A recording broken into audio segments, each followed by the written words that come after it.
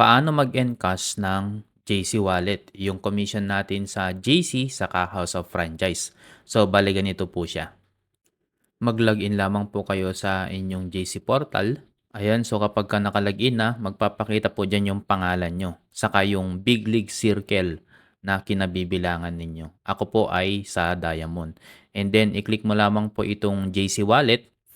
Ayan, tapos i-click po yung CP or yung JC Wallet Cash. Makikita mo po diyan yung total amount ng kita mo kapag ikaw naka-multiple account at may mga individual din na kita ng mga bawat account mo.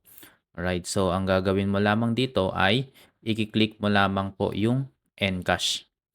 Yan, pag na-click mo na yung Encash all, makikita po yung summary sa bawat account mo na may mga kinita. So ang gagawin mo lamang diyan ay i-click mo lamang yung Process All.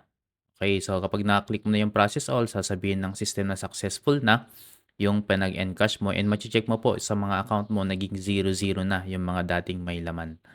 Right. So kung nakikita nyo may naiiwan pa sa akin na 193 kasi meron pong isa akong account na yan yung laman niya. Less than 300 po kasi kaya hindi po siya ma-encash. Kailangan kasi minimum 300 per account ang pwedeng i-encash. At saka makikita mo rin po dito pagka-click mo yung view, makikita mo na naka-out na yung in-encash mo. So last week may in-encash po ako. This week nag-encash ulit ako. So nakikita mo po diyan na naka-out na siya, nakalagay na sa out. So ibig sabihin sure na na-encash na siya. After mong ma-encash ng Martes o kaya Miyerkules, mag-antay ka hanggang Sabado kasi every Saturday po yung release ng cheque natin. And kapag ka malapit ka po sa office, within Metro Manila ka lang, pwede mong kunin yung cheque mo 1 PM onwards dun po sa office natin. Pero kung hindi ka makapunta sa office dahil nasa probinsya ka or nasa abroad ka, pwede mo namang i-request yung mga office staff natin na i-deposit yung cheque mo sa iyong bank account.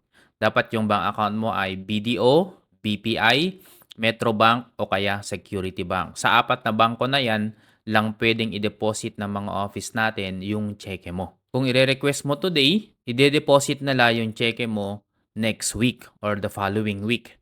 So, paano mag-request na magpa-deposit ng cheque? Meron po tayong Google Form. Hingin mo po sa sponsor mo yung Google Form na yon para ma-fill out mo at ma-submit. Ipapakita ko rin po sa inyo kung paano.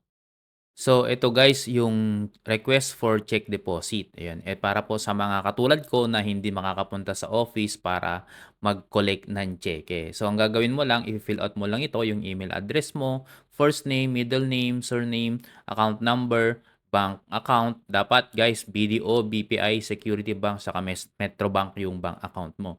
Okay, lagay mo rin yan kung savings or checking, branch address, contact number, date of encashment kung kailan ka nag-encash at saka yung amount ng in-encash mo. Right. And make sure na yung bank account mo ay tumatanggap po siya ng check deposit. Yung iba kasi cash deposit lang eh. Yan, i-double check nyo po yan. Ang next question is, paano mo malalaman kung nai-deposit na ng office yung cheque mo sa bank account mo? Okay, madali lang po yan. Mag-balance inquiry ka lang. Baka meron ka namang online banking, so i-check mo na lang kung pumasok.